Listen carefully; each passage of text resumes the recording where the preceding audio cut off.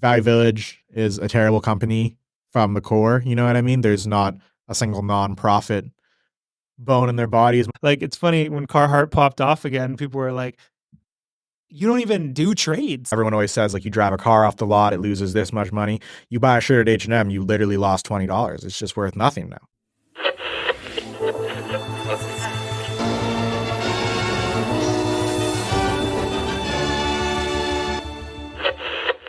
Welcome. This is live from Langley BC, the #1 podcast in Langley, where we talk to Langley residents and business owners about local events and businesses. Today we have a co-founder of the only premium curated vintage shop in Langley, Cherry Pick Vintage. Swear I got this. Fly US polo jacket with a Sherpa lining. We're going to talk about that. But please welcome Cole Smith. Cole, thanks for jumping on today. Thanks so much for having me, Daniel. Appreciate it, man. Yeah, no worries. Well, you know what?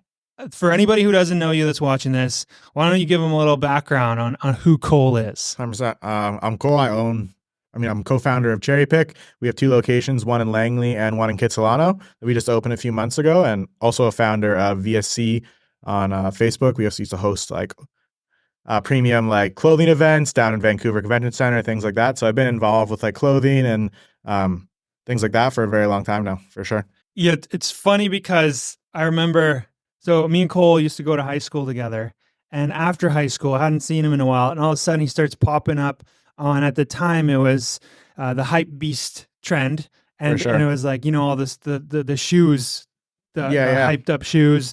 At the time, I guess it was the Yeezys, and it was all the different Yeezys. Everyone was going nuts over the raffles, and I didn't understand it yet, but I knew at that point, you weren't just getting into it. You'd already been established in the game for a while. Yeah. I've been in clothing for like quite a long time. Like knew in high school, moved out to like Vancouver pretty much right after high school to kind of like get a different sense of things. That's why I got into like a lot of friends that were into that kind of clothing, things like that, vintage as well.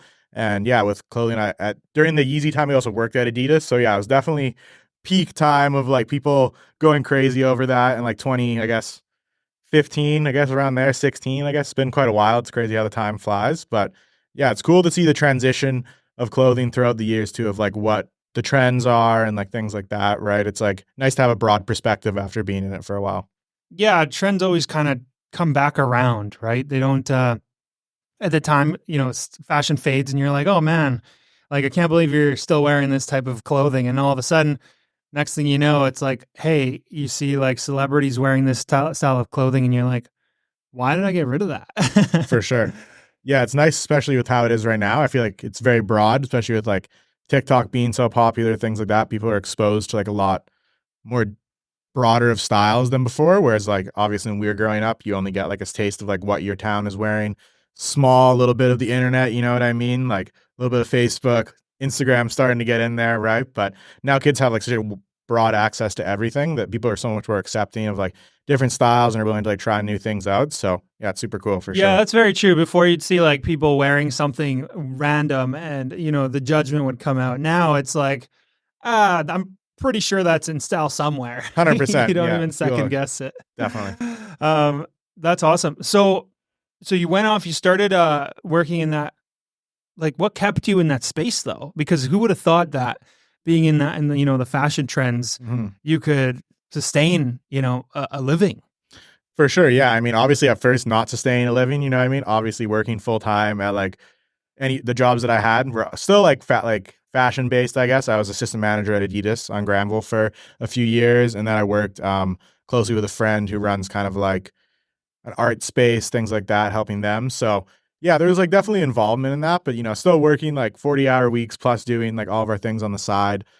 So took a long time to like make a living out of it. I'd say making a living out of it didn't happen until we actually started selling ourselves and kind of doing that thing. Before we would curate a lot of like events and like things like that, which we still do now that we have our own space and are able to kind of create a community around our brand and be able to host events and have like a safe space for local artists to pop up, tattoo parlors, things like that. We do lots of things inside of Cherry Pick now. So it's cool to see like the transition, you know, from not making a living to like actually being able to make a living off what you love is like such a good thing, you know? Yeah, that's what makes the whole journey worth it, right? Because for sure. A lot of people are like, oh yeah, that'll never take off. And now you can kind of not shove it in their face, but it's like you're doing your thing and they see you doing your thing, and it's like, you know, Definitely. like you judged too soon, right? And For you were sure. able to make it work. So but yeah, that's becoming a big trend with, social media and the power of being able to create a community even using the internet. There's so many ways that you can make money doing what you love to do. And, people shouldn't be deterred from trying it. Doesn't matter Definitely. what it is. Literally anything. It could be whatever. There's so many avenues, people making crazy amounts of money. And it's nice when like you can do something you love just to make a living, because you don't necessarily want to work like a job you're not enjoying, right? Things like that. It's not about making like a ton of money, but the fact that you can like make a good life off of like things you love now is a great feeling for sure. That's awesome. And so you said you were doing events. Was that just to help promote people? Were you kind of doing the same thing as like a convention where you're charging people to come display their art, or where you're charging on entry? Like how is that Yeah, happening? so not inside of the store. Like, there's no charge for these people who are popping up with it inside of our store. We do it strictly just promote a community, people being able to like build their like businesses within our business, things like that. A convention's like a different beast where you have a lot of overhead costs on that day of paying for, a very large space in downtown Vancouver, which is, when we were doing it 6 years ago, was not cheap. I can't imagine what it costs now to rent like a ballroom there or a warehouse space. You know what I mean? So for those, we don't charge, but we just love the aspect of like throwing something fun for the community to do. Cause like there's not a lot of younger events, things like that going on in Langley. Well, there is now. Things are like really growing the past year, especially since we got here, which is like so awesome to see, especially on our like block and our like kind of neighborhood of Langley. But throwing those events is like really important for us just to like grow a community and like have a showcase of like, on that day, these certain things are happening. We do a lot of live screen printing, collabs with friends who own like local brands. So if you're there on that day, you can get a live screen print that's only available that day. The tattoos are always flash, so it's only available on that day. It's curated for the type of event that we're doing and the artist that we're having. So just like lots of like fun things like that people love to come out for, and our community especially just really enjoys like having something to do and like seeing like-minded people and like chatting with them, waiting to get a tattoo in line, oh, what did you buy, things like that. So yeah. I've noticed a lot of those videos that you guys post is people just, showing their fits and stuff. yeah, definitely. Talking about that. It's one of our favorite things to do is just showcase like our customers and like their style. So one of our partners, Alex, he runs a page called Thrift. He's blowing up on like Instagram and things like that right now. He's really known for like showing stylish people in Vancouver or like wherever city he's visiting. So kind of inspiration from that, and just like making sure that we're like really showcasing our community, because that's what's special. No business is anything without the people who are supporting you and enjoying what you're doing, right? So that's what's most important to us. Yeah, I noticed that too, because like you look around these, very busy happening cities around the world, New York being one of them, and they have a lot of fashion, art, entertainment. And you look at us, and being as expensive as it is in Vancouver, to be called the no fun city, there you need to kind of now put in some legwork where For sure. businesses like yours are actually creating some sort of community, some culture around the whole fashion, art, entertainment. Definitely, yeah. Because I mean, even being like a little bit out of Vancouver, right? It dries up the further you get out, right? So, even compared to Vancouver, so little to do out here. So it's like super fun to be able to like host those events and like try new things. And like we try and do at least like one a month, you know what I mean? Even if it's a small That's at one or a Langley big too. one. Yeah, exactly. Okay, At our cool. Langley location. We just opened the 𝐏𝐡𝐨𝐧𝐞 one. So we've thrown I think two that's events what I there thought now. I've seen a couple there, so that's why I was like, oh, that's Yeah, where the Langley one's a lot bigger. Yeah, okay. Just as obviously bigger spaces available in Langley compared to Vancouver, and for the price. So we have a bigger space in Langley, you know what I mean, which is great. And that's where we're able to host people and have like different activations going on throughout the store. 𝐏𝐡𝐨𝐴 is a great space. And we'd be able to host great events there so far, but not as many people, right? So for sure. Yeah, that's a good location too. Like if it's anywhere near the beach there, then Yeah, it's a good we're spot. like right on West Broadway and McDonald, right in front of Safeway and the 99B line that goes to UBC and commercials. So you literally get off the bus and you're at our front door from UBC. So that's been great for us. We're partnered with the fashion club there as well as the ski and snowboard club to like host different events and things like that. So it's been That's super awesome. fun for sure. That's cool. You get that spillover. Yeah. Out here, what are you finding? Like, where is just like the community? Is there any spillover like that where other because you said something about tattoo artists. Yeah, And yeah. I'm noticing that's huge too with all types of events right now. Is there's always a tattoo like Stevens, Yeah, right yeah, next yeah, door yeah. there. Had our friends from 𝐿𝐴 there for sure. Yeah, and she was doing tattoos Mhm. for the launch of a restaurant pub. What do you call that, right? Yeah, yeah, exactly. For the friends and family event, right? Like, just fun. It's like a cool way to show like support to the artists as well as the community. Like, they did straight up like Steven like 𝐏𝐸𝐴𝐳 tattoos, which is like super cool for like I'm sure the people who like started it and people who are really stoked about it. You know what I mean? So it's like a cool way to just memorialize the event, I guess, and just like have something to talk back on. I got this one here at one of our pop-ups. It's just literally just like a little star from our friend Joey, and why not? It's just like fun to do, and it takes 30 minutes for a little tattoo at a pop-up, and you're in Is and out. that your only tattoo? This is my only tattoo. Yeah, That's- 100%. First one at the shop. I Why mean, not that's have a story memorable. behind it? Yeah. And I feel like for me, like getting a tattoo, I was like having a hard time like choosing what to get, not necessarily like that I don't want to get one. You know what I mean? So now that I have one, it's a little easier to like now think of things that I want to like actually put on, my body, things like that. But I enjoy this one too, don't get me wrong. But now it's like kind of that first step is done. Yeah.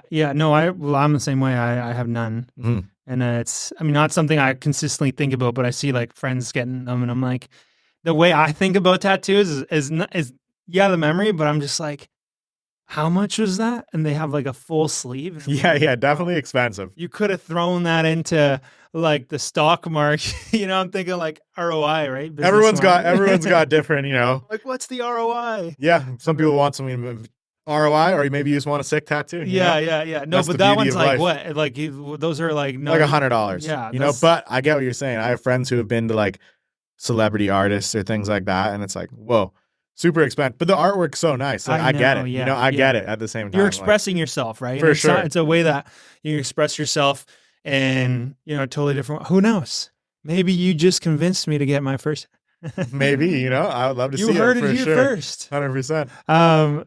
That's awesome. And then when you kind of touched based on like having the space and how that community down there in Langley City is kind of growing so much, like, is there a specific reason you ended up there? Like where we are in Langley kind of thing. For us, we just love the local business feel of it, where everything's very local, small business, privately owned, not many big box stores around us besides like Value Village. Other than that, everything's pretty small, you know what I mean? Which we love that feel, that it kind of feels like Commercial Street in Vancouver, a little more friendly. Everyone says hi to each other still. And that's why we kind of choose our locations based off of, which why we wanted to be like in the core center of like Langley City. That makes a lot of sense. I never even considered that. I just, going down Langley City Strip, you're like, oh yeah, there are smaller shops, but it's intentionally that way. For sure, yeah. It brings the character of Langley and all the businesses, local businesses, to be able to, demonstrate. One of them being Crazy Bob's. 100% local staple, been there since before we were born, you know what I mean? So yeah, that guy, Bob comes in our shop all the time. I was there one time, he came in. All the time, yeah. I don't know, he's a staple of the community. There's a lot of people on that street who have built that community as well. And I feel like a lot of the new businesses that are coming, such as ourselves, Stevens, as you said, Pie Hole, there's a skate shop that is open around the corner. They used to be over by Safeway. Now they're over on our side of the street. Just seeing those younger businesses open is like really good for the community, because I feel like the area needed a revive for like the young people, because it was a very like small business, old like kind of community kind of driven there. So we've seen like a great change like the past year, just from all these other businesses as well as ourselves opening up, that a lot of people from Trinity Western, all these universities like in the area are like coming there to spend the day, you know what I mean? Get lunch somewhere, come to the shop, maybe go thrifting at the same time, right? Like you can spend literally 5-6 hours in that area, no problem, if you want to hit Value Village, cherry pick and get some food, So speaking of Value Village though, mm-hmm. And this I just came across before, like maybe like 2 days ago, 3 days ago.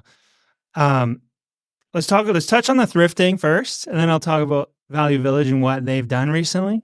That is like, no one likes Value Village. No, well, now even more, right? Now even more. But so the thrifting trend, okay? So what have you seen in terms of demographic, who's coming in, who is surprising you with like, oh, damn, like these people are actually hopping on this trend now? Has it gotten to that point where you're seeing older, generations jumping in here, or is it still strictly sub 35? Yeah. I mean, like like I'd say primarily a lot of people in our younger demographic, especially at our store, but I wouldn't say necessarily in all of secondhand is it like a younger demographic. But every day it surprises me. You know, I have older people come in, sell me really cool clothing that they had from the past. Some of the coolest stuff I've ever had is from people who've come in the store and had really amazing stories behind it. I had a lady who was one of Van Halen's tour managers back in the day, and she brought me a stack of t-shirts when she helped him start his website, different tours. And then she just worked for Hillary Duff after that. And so she had a whole stack of that stuff too. And I had a man just bring me a bunch of stuff from his past traveling around the States, like Arizona, a bunch of cool Western gear, moving into California, all of his Tommy Bahama, you know what I mean? Like his whole life of like where he moved, what he did, why he had the style of clothing. And that's kind of like my favorite part of like being in the store is like meeting people every day that just kind of have a love for clothing. Even if it's an older person, a younger person, there's kind of that mutual respect when it comes to like, oh, that's like a nice like piece of clothing, you know what I mean? For people who are like into it. So it's super cool to see. Totally, like that's what actually surprised me when I was in there a couple of times is I saw an older couple coming in, and I don't know, they were shopping for specific things, and they're looking for specific like sports memorabilia type of clothing, and they're looking for Packers, but they didn't want the new Packers. They wanted the old Packers, so that they could go take a trip down memory lane and be like, oh, that's the exact type of design that I remember from like the 90s, 80s that was super poppin'. And maybe they sold it, maybe they got rid of it, but now they come back to see it. And that like green color that stands out, or like the purple bomber jackets not bomber jackets, they're like the purple retro style jackets, like the people. Like the satins and stuff like that, or like the puffy. You can't really find anywhere. For sure. Like there's nowhere other than thrifting, if you get lucky. There's going to be at the bottom of some, older generation boomers. I don't even know boomers. It's before the boomers. Was it the boomers? I don't know. But the bottom of their closet, probably going to get tossed out when, they have to get rid of it. Mm-hmm. But it makes its way on a rack. Definitely. Like go for a different, a second run. It gets its second win. 100%. Yeah. Or maybe third, maybe fourth. Who knows, right? Like, and maybe that was passed down from somebody in their family, and then that next person didn't want it. Maybe we've now found it and put it in Cherry Pick and gave it a new life, And I feel like that's what we've really done well. And Langley has made it very easy and like digestible to shop vintage. When you come into our store, it feels like you're in a regular retail shop. It doesn't smell like a vintage store or a thrift store. It smells very clean. Everything is washed, you know what I mean? Stain treated, curated to the trends that are going on, as well as staying like true to the classics, always having really good denim, like the jacket you're wearing. Or I know like your partner as well bought some really good orange tab Levi's as well. So, we always have like the staples in, as well as like keeping up with the trends. So, hockey jerseys, football jerseys are really in for styling right now. We used to not carry too many jerseys because there was pastimes down the road. We're like, oh, you can just go down there because we don't really specialize in that. Now we're like, okay, we got to get some jerseys in. People want that kind of stuff. So it's always keeping up with what's going on. But in vintage, there's always those staples too that people are looking for every single day. Like the corduroy, yeah. For sure. Oh, yeah. I love some corduroy. Honestly, I don't think I ever owned any. And I think I saw it on somebody and I was like, I don't know if I got pants or like a jacket like this. And I was like, I don't even know if I could pull it off. So I kind of just started throwing some on. I'm like, this isn't the right fit, but I could see it now. Yeah. At first you think corduroy, you're like, oh, these guys are super old, But no. But the old people get it. They're like, that's quality. You know what I mean? That's like, you feel it, right? The texture, especially when it's like thicker cord or things like that. Like it's going to last you a long time, and it like keeps you warm, feels good. Like they get it. You know what I mean? We just, as younger kids, as people that didn't realize it, Yeah. They had it going on. Like, oh, they don't build them like that anymore. That's for sure. We just wanted to make it cheaper and cheaper and cheaper, right? Where they're making it quality, right? Which is like the number one thing you need to do for clothing. They didn't want to go get a new jacket next year. They wanted to wear that same denim jacket for the next 20 years, and it's going to be just fine, Yeah, you hit the nail on the head with that one, actually. Because if you think about it, all the new fashion coming out, it's fast fashion. I'm like super like into, like the H&Ms. Like I don't want to spend a ton on huge pieces. And I have a friend who has that background. They're like, go to Boss, go somewhere where the quality is like in 5 washes, it's not going to start falling apart. Because you look at these clothes these days and it's like, yeah, within a few washes, like it's done. They would have never lasted the year, if not the decade or 2 decades that some of these clothing has lasted, right? Definitely. So it's cool to see that because like some of this, I don't know how many times it's been worn, but some of the stuff out there, I'm like, this looks pretty like in pretty good condition, right?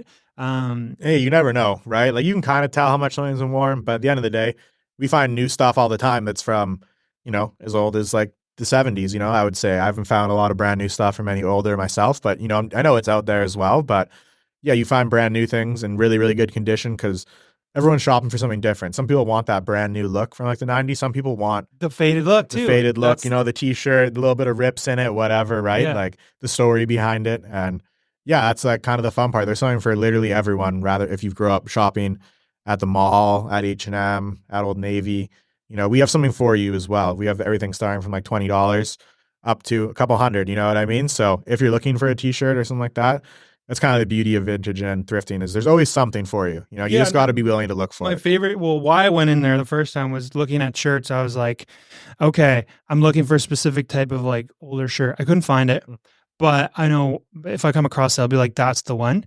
But I was looking like a baggier fit, like black with white on it, right? Like a white I don't even know, white graphic, but it had to hit something nostalgic So I found a couple. There were some pretty decent ones. There was not Daffy Duck. What's the duck one? What's the Donald Duck? Donald Duck. Yeah. So it's just a phase on black. I was like, if this is a good fit, this is sick. 100%. So I remember, watching Cartoon Days, and then there's a few like, I wasn't big on like rock bands or like Harley, but you got a ton of that.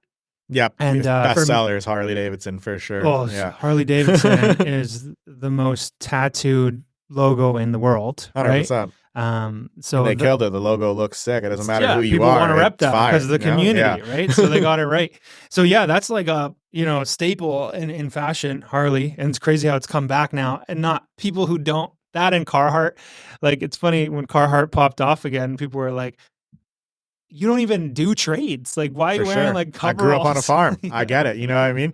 Saw my grandpa wear that every day. Like, never thought it looked like crazy fashionable. Don't get me wrong, but like saw that he was wearing that jacket every single day. You know what I mean? Woke up, got that jacket on, wore it every single day, probably for 15 years. You know what I mean? Who knows? Maybe it's still in the back of the closet or something after he's retired. But like, yeah, to like see that quality and stuff and then see it kind of transition into fashion, And a lot of people don't have enough like knowledge about these things to kind of be like, why are people wearing it if you don't work in trades? Like your hands aren't dirty. Why do you have a Carhartt patch or like whatever the things you see on like TikTok or those like funny videos, you know what I mean? But they have a skateboard team. They have a whole fashion brand in Europe.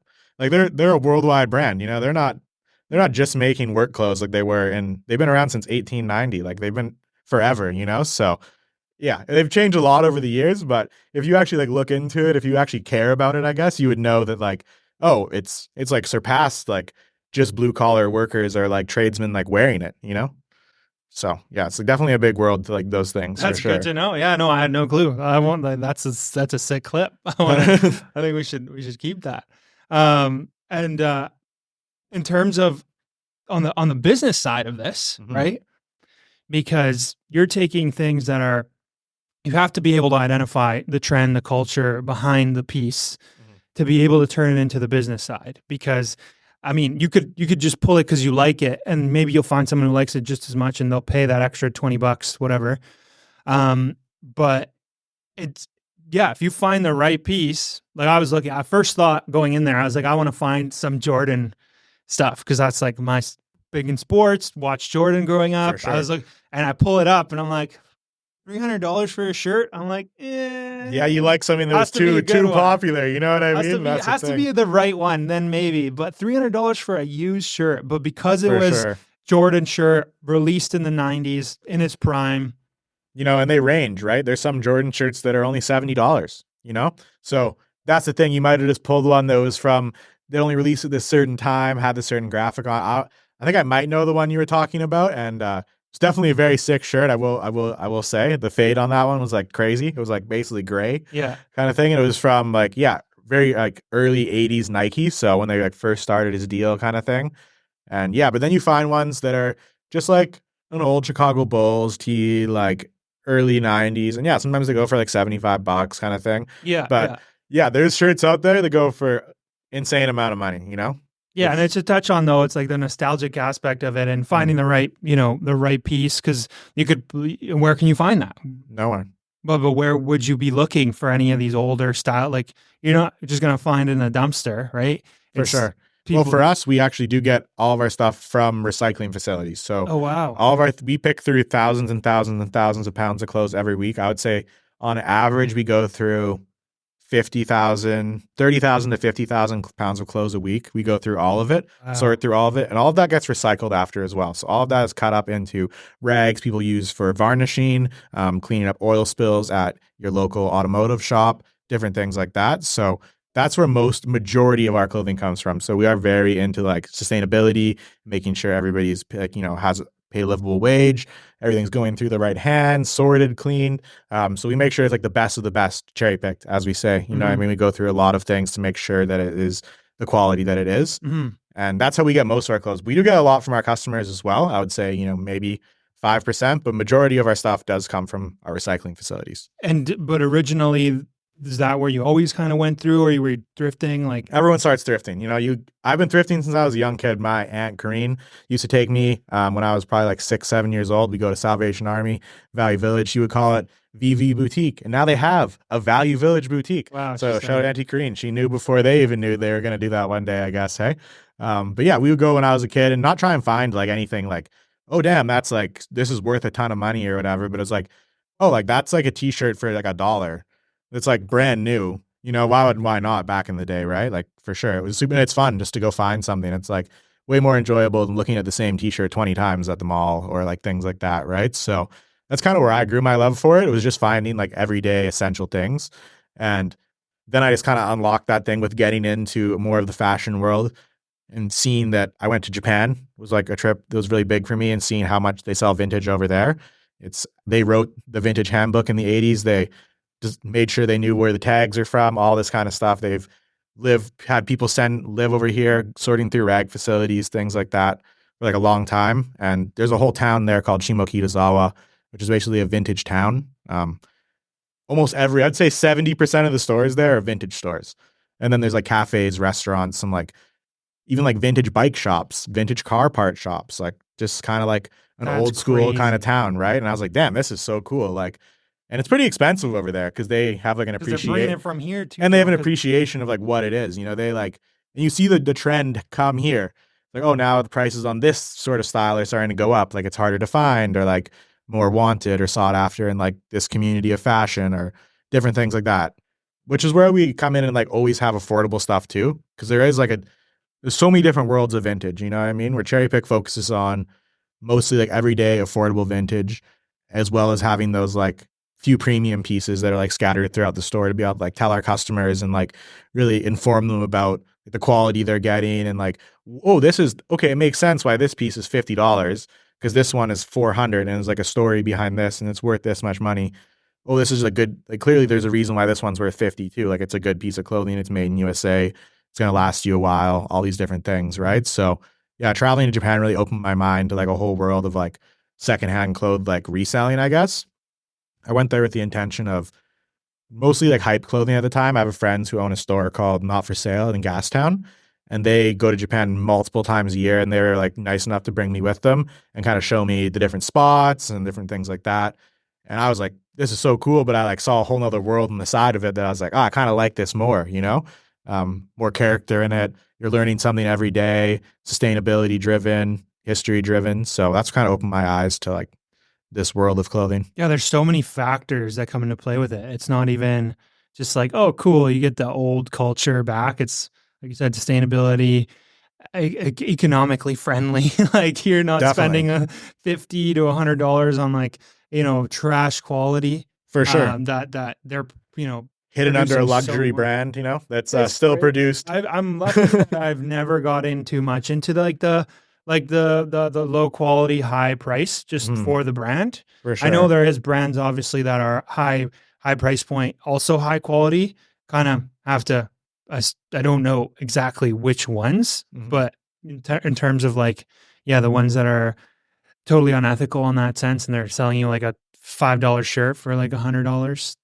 For sure. They end up getting called out. eventually. 100%. And this day and age, there's lots of companies that are very open about how they get their clothing and how it's made and where it's made and how much it costs and things like that, right? So yeah, if you want to do your research, but also at the same time, I understand it is a privilege to like be able to afford these things, right? These other options are available for people who like maybe can't afford these higher luxury things. But that's why thrifting is such a great thing. You can go to the thrift store and find these like mall brands or like different things like that that are selling for $60, $80 for a sweater for $10. And Right. what thrift stores would you recommend? I love Penny Pinchers right down the road from us.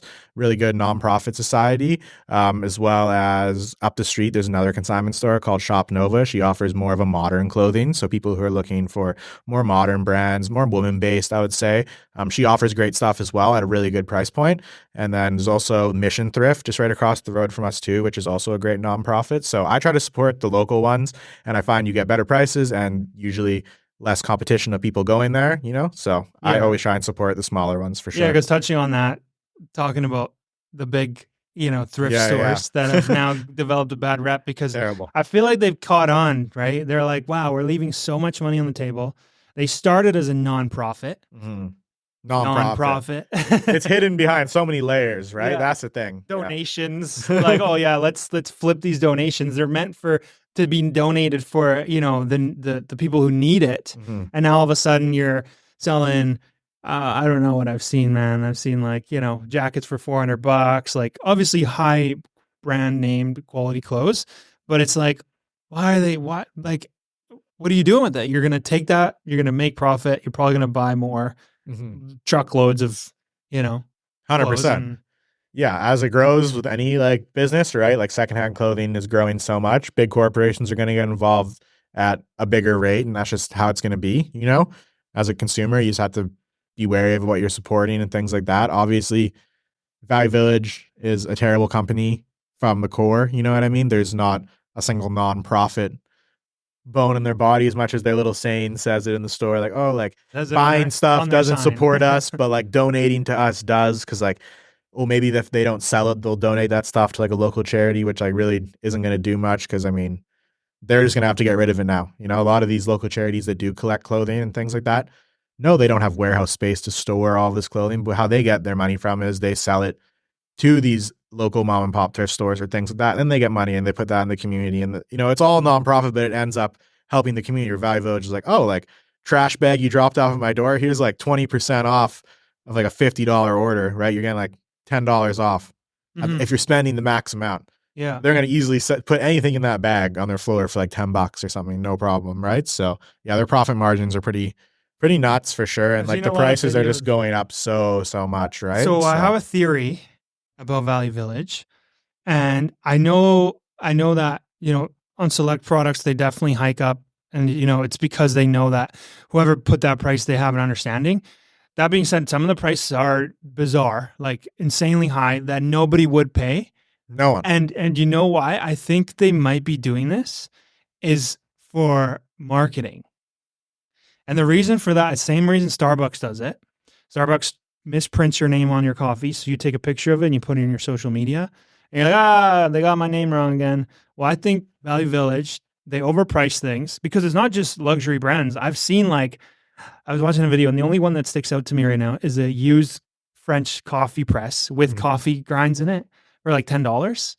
And like that, I was like, there's no way someone didn't clean it up or just put that price. Yeah. And I think it's because they know someone's going to come in. They're going to be like, this is disgusting. I'm going to take a picture of it. And then there's people who go around and they take pictures of everything because they want to make like a viral video. Boom. They make the video. They make the post. They make the rants. Gets the word out there about Value Village. Not necessarily good word, but people understand like, hey, they have that other type of brand.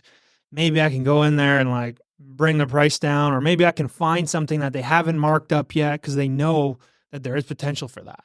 But that's my theory. I don't know. It's like possible. Tinfoil had it, It's like possible, but I also feel like it's just a lot of people with like not really knowing much and just pressing buttons on a computer and getting paid not a livable wage, you know what I mean, for how big of a corporation Value Village is as well. Just hitting some buttons, thing prints out, they put the sticker on, their job's done, right? Like, random button. You can't blame anyone. No, like, I mean, I don't know how it works, never worked at Value Village, but From like just knowing people and things like that, like you hit the brand, like if you have this jacket, right? They would hit polo, and they would hit like the quality would be like above average, average, below average, below whatever, right? And then it would just price it for you, like within a range, I imagine, or something. I don't know, maybe it's random within the range or like something. Because sometimes you go in there and there's like a Walmart jacket for like $50. Yeah, that's the thing. You're like, how did this happen? There's like H&M, brand, and it's like brand new. This thing's like $13, $15. And then here it's used, wrinkled, like faded for $13, $15. Yeah, for sure. What the hell are you thinking? Like, I think they're just that's like the worst part about them is they're not doing any research for you. They don't care about you. So at the end of the day, to a consumer, does $13 look terrible for like a t-shirt if they're like looking for that? Like probably not, right? So they're kind of like banking on the fact that people like aren't going to think about that, or like, you know what I mean? Because I'm sure it does sell sometimes. Yeah. You know, like I would never buy it. You would never buy it. You know, they got like you said, the pickers from where is it? Japan, you say? Yeah, I mean, people are come to the. Like, I mean, no, definitely not. No, I'd say they know more than we do. US you culture. know, for sure. That's true. But yeah, no, I mean, there's the vintage industry is huge. You know, I mean, it's a very big industry that's slowly coming into Canada and growing a lot. I would say within the last 5 years, 10 years. You know, but it's a very big thing all over the States, all over Japan.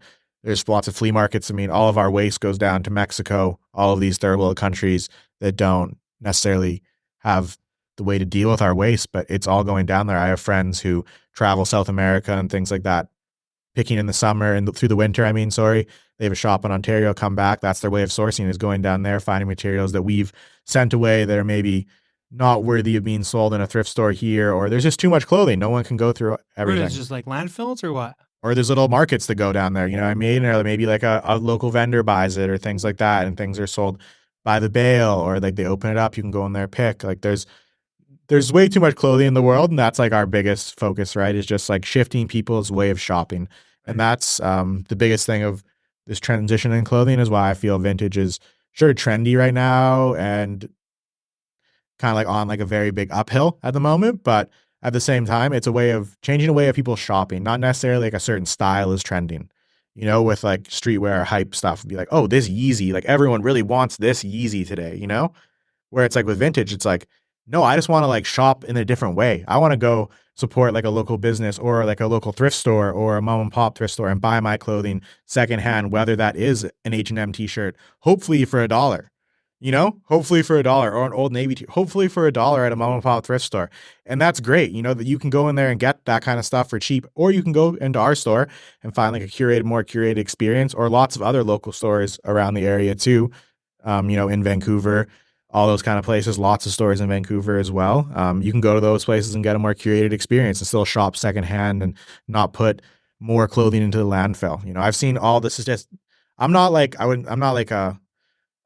a major in like sustainability or anything like that. I care about it majorly, obviously, but I just don't know like the statistics perfectly, you know, but I've seen like different things, and we could probably clothe 10 generations without making a single t-shirt anymore, you know? Oh, for sure. Yeah. Which is that's just common sense, I think. For sure. But for a lot of people, they're just like, I want to go buy something new. Yeah. No, that's something that definitely, it started for me, and that's why kind of vintage is kind of fit in the script a little bit more, but like maybe like 3 years ago, I went through my entire closet and I like got rid of like probably like over half. Like I kept like 3 of almost every single type of piece. Whereas before I had like, I don't even know. I wasn't counting. I wasn't keeping track of what clothes I had. I just had like 10 pairs of pants. Mm-hmm. And I'm like, when's the last time I even wore it? I wore two pants for the last year. For sure. So I was like, okay, I don't even need more pants. I got one each color. You're good. You know, you don't need like a ton of different. Yeah, you don't fits. need 10 of the black especially pants, the new ones, right? Sure. But in this sense, it's like you can get a little bit more because you're like, hey, I'm recycling. You're not trying to splurge or less, and you can change your style up more often. Like, you know, if your whole closet was filled with 10 pairs of old Levi's, you know, and then 4 years ago, you're like, and then 4 years later, you're like, damn, I'm like kind of more into like dress pants or like chinos right now, or like whatever you're wearing. I'm going to go down to Cherry Pick and sell these and go buy some dress pants. You know what I mean? You can't go to any other like retail store and really do that. I'd say, you know, everyone always says like you drive a car off the lot, it loses this much money. You buy a shirt at H&M, you literally lost $20. It's just worth nothing now. You know what I mean? If you buy a shirt at our store, it's worth what we sold it to you for. And if you want to put the work in to sell it for that much money, you can too. Or you can like bring it to us, maybe sell it for a little bit less, get store credit. You know what I mean? Maybe we'll do the work of reselling it again. But yeah, you know what I mean? There's like a good ecosystem in that too, where our customers come back often and like always like kind of like support us that way too. Yeah, that's really cool. We have to get into these because we're gonna wrap up soon. No worries. So I'm trying to figure out how to do this. Why don't you, while I cut up some stuff here, I don't even know what I have to cut up. Tell them about your store and how it works. You said there was 5 founders, just really quickly. Okay. It's not a consignment store. Yeah. But there's 5 founders. And you know what I noticed while I was there was there's people who were working there who also have their own, you know, items in there who are trying to, like, they're working. Yeah. We have a community section, right, where people can like sell things as well. And then we also have like a couple vendors within the store too. Yeah. So I can definitely. Yeah. So they're literally, they're employees, but they're also, they're in-house, like, hey, it's my turn to work the showroom. You know what I mean? And I can sell my own stuff in there. 100%. Yeah, no, that's what we love. We have that community aspect too, right? So as I went over with like loving the community, we have our 2 racks located beside the till, which are our featured vendors. We change that every single month. A new vendor comes in, gives smaller sellers a chance to be able to come into a retail space, sell their items, have that experience. And yeah, we love it. It's a great way to like promote the community. And then some of our employees, we also have vendors within the store. So a few people sell a couple items within the store, you know what I mean? Just supporting that kind of like vintage scene in general. So yeah, it's super important for us to have that. Yeah, I thought that was really cool because I was like looking through one of these racks, and then it was the Soulja Boy on the wall. The Soulja Boy, and he was in there too. Jordan, and we're just like, oh my God, that's like a Soulja Boy, like straight, like prime soul crank that days. 100%. Yeah. That's his era too. He loves that stuff. And I was like, that's pretty sweet. Like I remember that being on the music video. Me and my girl were talking about it. And then she's like, yeah, who even has this? And he's like, that's actually mine. And it's like, I remember I was like, he has his vape stuff there. And I'm like, dude, I remember when that was really, it was very American. It didn't hit our market the same way.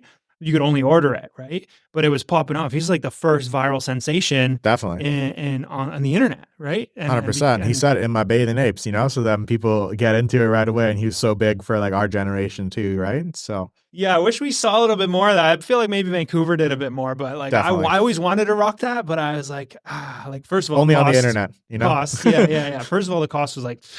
I remember I ended up getting one of those bathing apes, like I was telling Jordan too, those full zips. Oh yeah. I saw it on the Kanye West music video where he's like rocking and there was like a split second because he had it on and he had the full, I think it was Gold Digger. I think it was the Gold Digger, but he had it on for like a split second. I paused it. I don't even know. It wasn't a computer, so I don't even know how I paused it. But I remember that I'm like, I need that hoodie. And then I got that hoodie.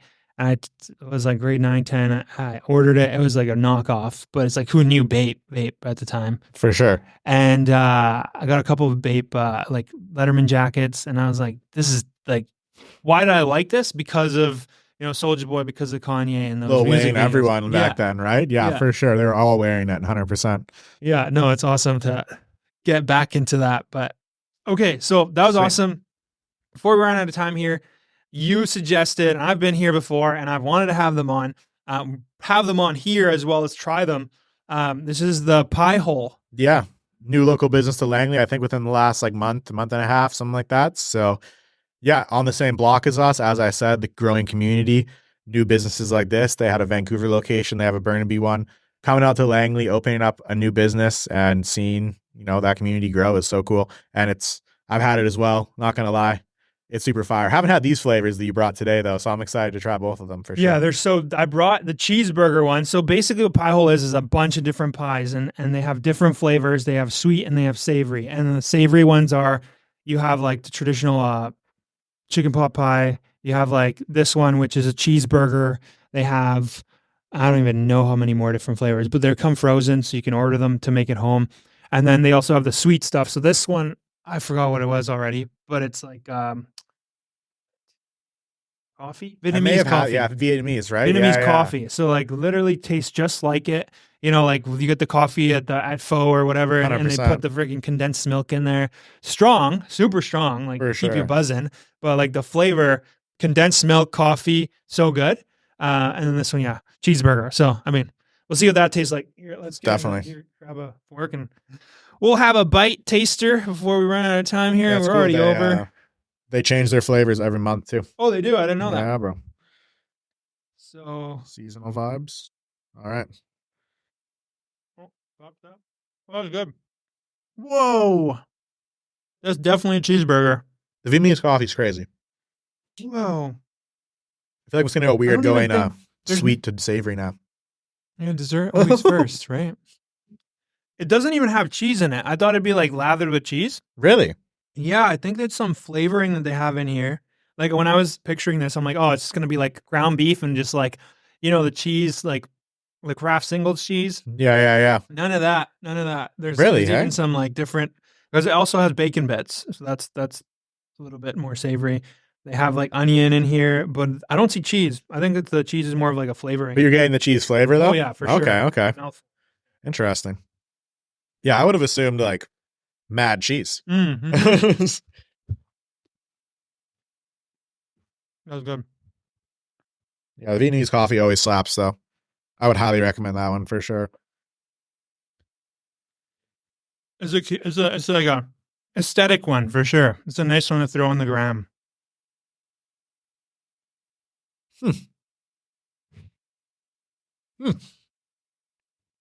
It is kind of crazy. Mm-hmm. I don't see like cheese overflowing or anything. Oh, It has a really strong like cheeseburger flavor though, like the whole thing, like 100%. Feels like you're at like McDonald's or It's something like a in a pie. McDonald's Yeah, cheeseburger, straight yeah. up. That's so weird. Without Pretty the good. cheese, which I'm glad because I couldn't have that like Kraft single cheese. 100%. Yeah, no, And then this is good. Yeah, no, this is like I thought it was like a s'mores one.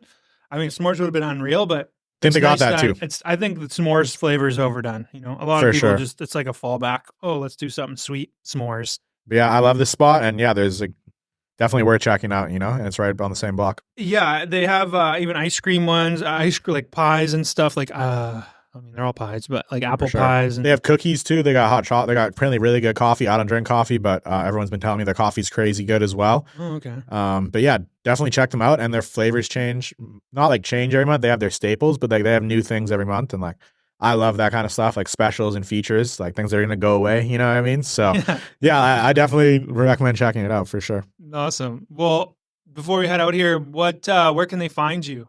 Awesome. Yeah, you can find us 2 locations. One on the one-way Fraser Highway, 20450. Right on the one-way across from the casino kind of area near the start. And we also have another location located on Broadway and McDonald in 𝐏𝐡𝐨𝐧𝐞, just recently opened. So follow us on Instagram, cherrypick.vtg, on TikTok as well. We're huge on social media. Come in the store, post us, come through. Maybe we'll take your photo. Maybe we'll interview you for your fit. You know what I mean? You never know what's going to get on the shop. So Totally definitely come forgot to through. talk about TikTok, man. Wow. Okay, give me 5 minutes. I don't even think I got time. Maybe I'll throw that in there, or we can just add it as a special at the back. So you guys do something crazy on TikTok, which is how I found you, right? For sure. Yeah, TikToks are a thing for sure. And you know what you do is so smart because like every time I go in there, it's funny. I open the door and like whoever's working there is like, oh shit, got to put away the camera. You know, they're in the middle of filming a TikTok. Yeah, definitely. And I'm like, this is so smart because also last person I had posted at this point is the local space. They do the same thing. They make it one of the daily tasks for their people who work there to post however many TikToks. That's like a daily requirement now. Mm-hmm. And it like I've seen you guys do it too. Like, what is the theory behind that? Why have you started doing Yeah, it's actually like not a requirement to like make a video every day for us, but Or you everyone get loves fired? doing it. Here's the You know what I thing, mean? hey, do it. We all love being on TikTok. We all love making content and providing like value to our customers, whether it be through like styling videos, funny like personality videos, different things like that. And I think it's super important to be able to engage with your customers in like an authentic way because I feel like a lot of business is behind so many closed bars. You don't know who's running it. You don't know what's going on in anything, you know what I mean? It's just a brand name to you, right? So that's the most important part to us is every single person who is involved in our company is on our social media, being involved, being present. There's no social media manager. It's all authentic. It's us posting it, making those videos, you know, day in, day out. And yeah, our team is very close, you know what I mean? So we're all very involved with each other, helping each other make videos, putting ideas off each other, you know what I mean? So I just think it's really important as a business to be involved on not only just social media, but TikTok, especially Instagram Reels. You know what I mean? People don't want a perfected image. They want the real you. They want to know what you're about, what your business is about. And that's the most important part for Yeah, sure. no, I like that too. Like you get to see everyone who's working. Yeah, you different grow like styles. maybe you want to come in on Wednesday and see like that person working, right? Which is great, right? Like we have like that personality with every single person in the store. Like, oh, we're open. Someone's on the store, you get to see their outfit. Like, oh shit, like Jordan's working. I'm gonna go in today and go like chat up with Jordan. You know what I mean? Because I like his style, or like hanging out with him, or like, oh, like Cole's in today. I'm gonna go hang out with him, or Baldy's in today. You know, so that's like super fun, and we see like a big like thing with that for sure. Is we all have like our regular customers. We're like, That's they're like, man, I haven't seen that guy in weeks. I'm like, what? I see him every day. You know, like so yeah, it's like funny things like that for sure. That's awesome. That's awesome. And it kind of plays, there's two parts to that because I don't know if you've gotten into this yet, but I've noticed me going and actually searching on multiple of their socials for specific things I was looking for if I couldn't find it in store because they're all in that scene. So Jordan was there and he happens to follow the podcast page and I saw it. I'm like, oh, I got to check this out. And I'm scrolling through his feed on Instagram and I'm like, hey, this is like literally what I was looking for today. And he's like, that one's sold, but I'll check to see if anybody else has anything similar.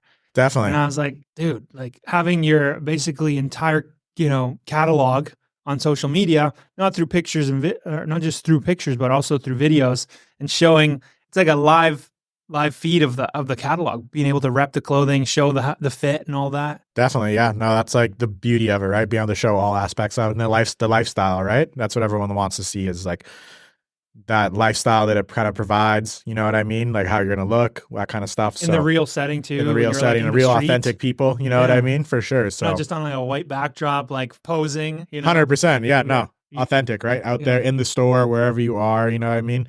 Fit checks, all that kind of stuff. So yeah, it's super fun. And that's what we also host like events, right? Where different vendors come in, you can go to those and you'll get different styles and all that kind of stuff. Our next one is actually next week. I know this probably won't be posted by them, but it's November. We might be looking at the new year. What do you have planned for 2020? 2024? Oh, we have lots of stuff coming for sure. We're going to be at UBC and we're going to be at UVic, University of Victoria.